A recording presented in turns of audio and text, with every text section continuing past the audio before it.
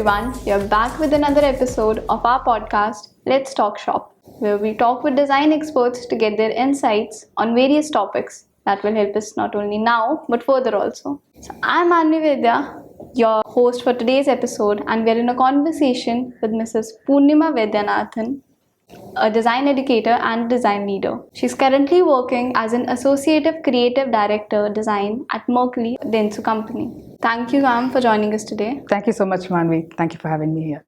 So we'll start with the first question. Many companies are using minimalistic approach in their logos and designing nowadays.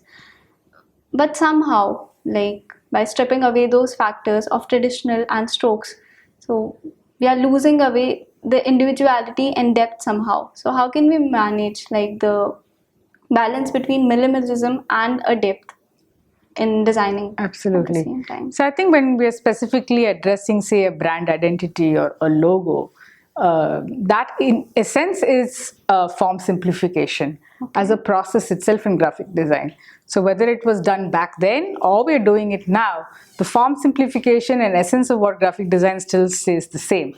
However, where we apply it, that's the difference that it basically brings out that difference when you're trying to say, how are we losing out on the traditional touch? The difference that you see is that back then you were catering to different touch points. So digital wasn't really your touch point back then. So you had to sort of think of form simplification for a logo or a brand identity where it had to probably be printed across different mediums or maybe a cutout in a 3D form for a signage, which is still a case in terms of what is to be used now as well in brands. But it had to have the bare minimum simplification of form to adapt itself to all these multiple physical touch points that we would say so. So your colors had to be lesser reduced. You do single colored logos, or it's easier and it's a lot more functional as such. So like you said that the process is still remaining the same.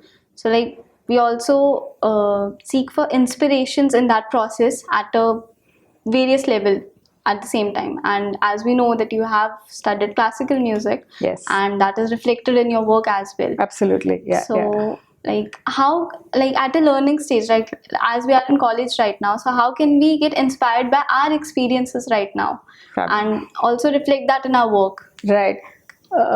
Thank you for noticing that I was into classical music. Yes, I think a lot of my childhood went into music. I came from a family who was a lot into music, and that reflected largely in my illustrations, for example, that I would do, or even my process of work, not just illustrations, but while working on any creative solution, a lot of that played in energizing my mind to come up with visual solutions. So I think it's your surroundings that really inspire you. For me, it happened to be music.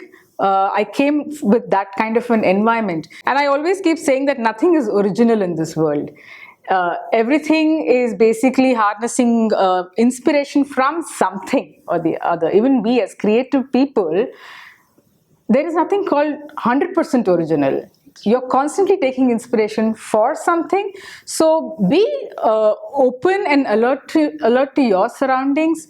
Don't shut yourself down from the experiences that are coming your way.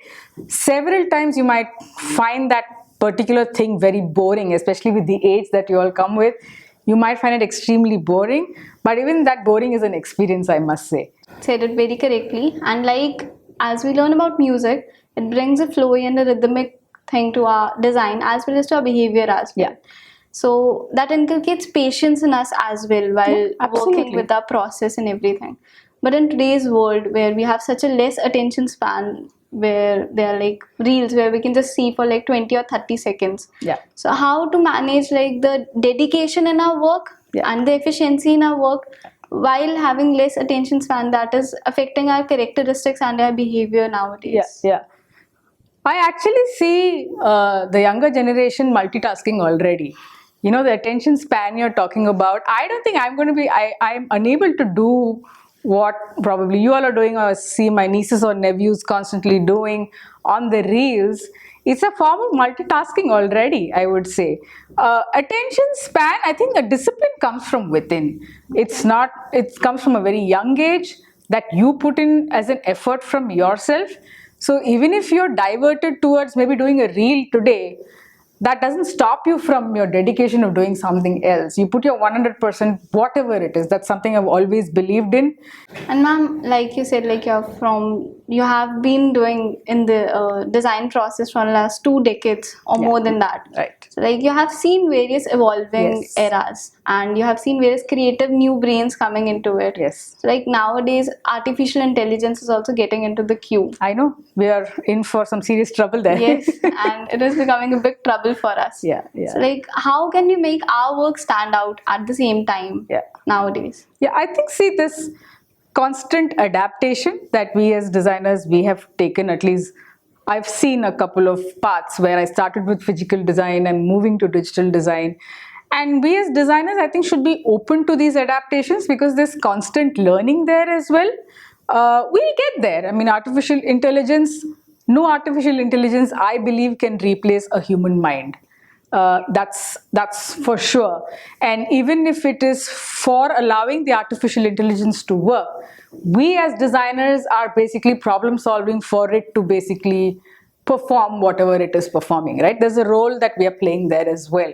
So I strongly believe that we as designers will learn to adapt ourselves at that situation as well. Nothing can be smarter than us. That's what I believe in. Nothing can be smarter than, as you stated that, and we designers will adapt with it. But like our audience, the clients, like, will they also accept that kind of a thing? I think, yes. I strongly believe there is going to be a fine balance of physical and digital. I think the pandemic has proved itself so well that all of us went through a phase where there was absolutely no physicality in our lives. And people, the mindsets of people post-pandemic, when we do a lot of user studies as well for a lot of our projects, it's clearly come to visibility that they're kind of longing to go back to the physicality. Like ma'am, you said that during the pandemic, it made us realize the importance of both physical and digital, and we somehow got back to it. So like, it also made us realize to find our own originality in our art form and our designs. So how can we find like our own art form while learning? How can we start the process right now? I think the way you ended your question itself was process would be the answer to it.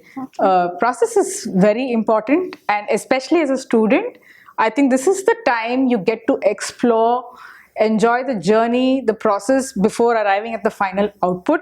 Because once you're in the industry, it's pretty time bound. Though I always keep saying, even if things are time bound, don't skip a process. Right? Your end result will still be great. But as student designers, you have the liberty to kind of explore, experiment, find your space to arrive at what that inner calling is. So I would say basically research a lot, look at people working around you all, explore, put in more time in terms of explorations. Don't worry too much about the final output. So as artists or as designers, I would say explore further. Okay. And not necessarily, it's up to the individual, not necessarily have to find a style. It's okay not to have a style either. So it is very correctly said, and it really inspired me talking to you, and I'm very, very sure that our viewers also are very inspired after watching this video. Thank you so much for having me here. It was really amazing. Wonderful. My pleasure. Absolutely my pleasure. Thank you. If you want to see more design-driven content like this, make sure to follow us on YouTube and to hit that subscribe button so that you don't miss upon any updates. And for more information about school events and upcoming workshops, make sure to follow us on Instagram, Facebook and LinkedIn. Until then, this is me, Manvi, signing off.